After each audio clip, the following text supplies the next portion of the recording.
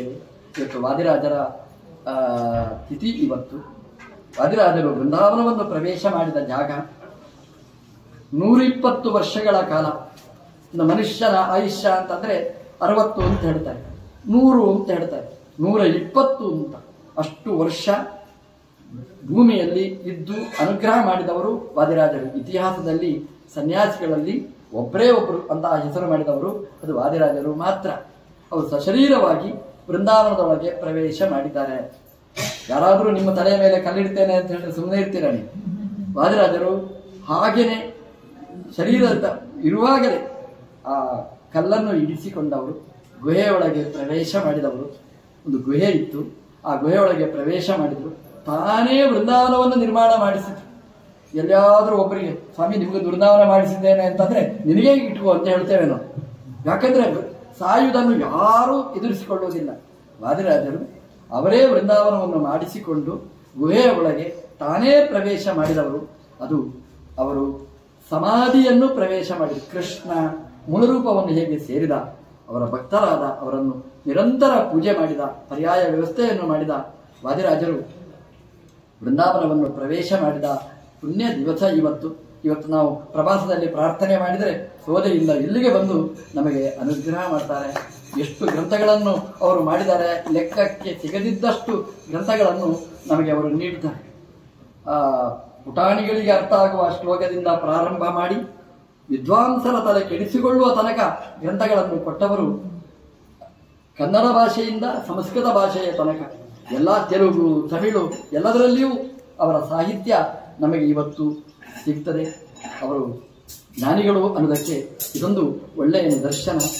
ಅವರ ಅಮ್ಮ ಹರಕೆ ಹೊತ್ತಿದ್ಲಂತೆ, ನನ್ನ ಗಂಡು ಮಗು ಆದರೆ ಶ್ರೀನಿವಾಸ ನಿನಗೆ 1,00,000 ಆಭರಣ ಮಾಡಿ ಹಾಕ್ತೇನೆ ಅಂತ ತಾಯಿ ಹೇಳಿದ್ದಂತೆ ವಾದಿರಾಜರ ಹತ್ರ.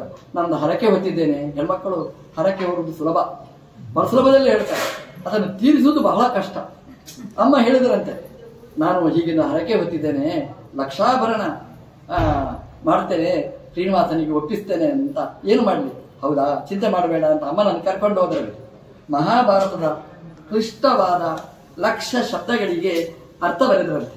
ಅಮ್ಮನಿಗೆ ಹೇಳಿದ್ರಂತೆ, ನೋಡು 1,00,000 ಆಭರಣ ನಾನು ಮಾಡಿದ್ದೇನೆ, ಹೋಗಿ ಶ್ರೀನಿವಾಸನಿಗೆ ಸಮರ್ಪಣೆ ಮಾಡಿದ್ರಂತೆ. ಅಮ್ಮ ಹೇಳಿದ್ರು, ಇದು 1,00,000 ಆಭರಣ ನಾನು ಶ್ರೀನಿವಾಸನ ಹತ್ರ ಕೇಳು. ವಾದಿರಾಜರು ಕೇಳಿದ್ರಂತೆ, ಶ್ರೀನಿವಾಸ 1,00,000 ಆಭರಣ ಮುಟ್ಟಿತು ಅಂತ ಅಮ್ಮನಿಗೆ ಉತ್ತರ ಕೊಟ್ಟಿದ್ದಾರೆ ಶ್ರೀನಿವಾಸ ದೇವರು.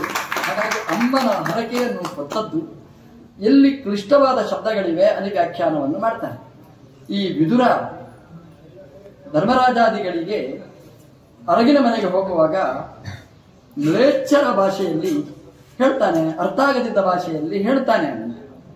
ಮಹಾಭಾರತದಲ್ಲಿ ಹೇಳ್ತಾರೆ, ಕಕ್ಷಗ್ನ ಶಿಶಿರಗ್ನಶ್ಚ ಅಂತ ಅರ್ಥ ಆಗದಿದ್ದ ಭಾಷೆಯಲ್ಲಿ ಹೇಳ್ತಾನೆ. ನಿಮ್ಮನ್ನು ನೀವು ರಕ್ಷಣೆ ಮಾಡಿಕೊಳ್ಳಿ ಅಂತ ಹೇಳ್ತಾನೆ.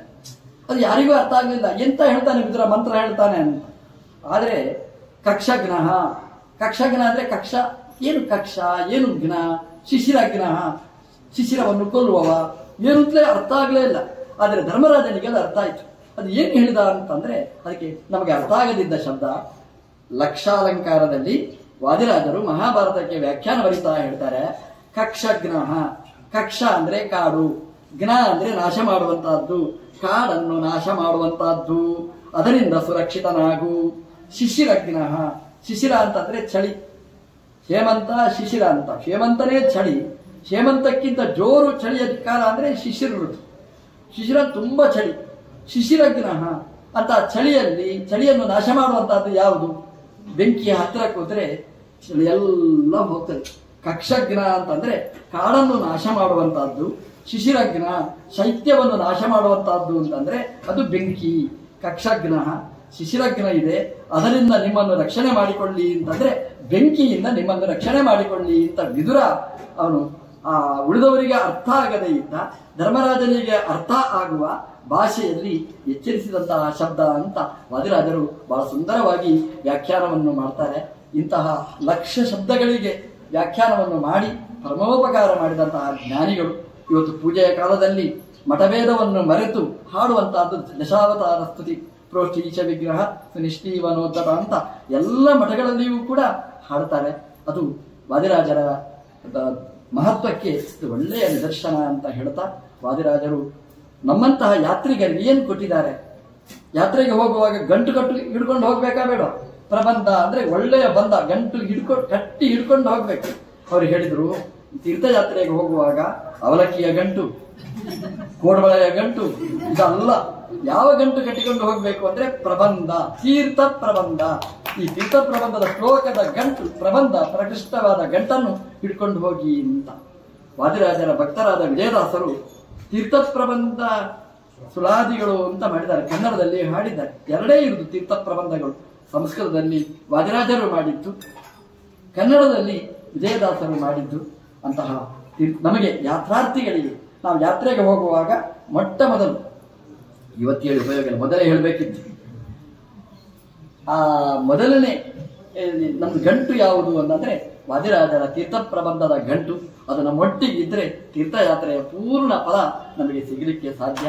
ಹಾಗಾಗಿ ಪ್ರಭಾಸ ಇಡೀ ಜಗತ್ತನ್ನು ಕಣ್ಣನ್ನು ತೆರೆದ ಈ ಪ್ರವಾಸ ನಮ್ಮೆಲ್ಲರ ಕಣ್ಣನ್ನು ತೆರೆಯಲಿ. ಕೃಷ್ಣನ ಅನುಗ್ರಹ ಇರಲಿ. ಕೃಷ್ಣನ ಪೂರ್ಣವಾದ ಜ್ಞಾನ ನಮಗೆ ಬರಲಿ. ದೇವರು ಕರುಣಿಸಲಿ, ವಾದಿರಾಜರು ಅನುಗ್ರಹಿಸಲಿ, ಎಲ್ಲ ಜ್ಞಾನಿಗಳು ಕರುಣಿಸಲಿ, ಆಚಾರ್ಯರ ಅನುಗ್ರಹ ಆಗಿರಲಿ ಅಂತ ಹಾರೈಸ್ತಾ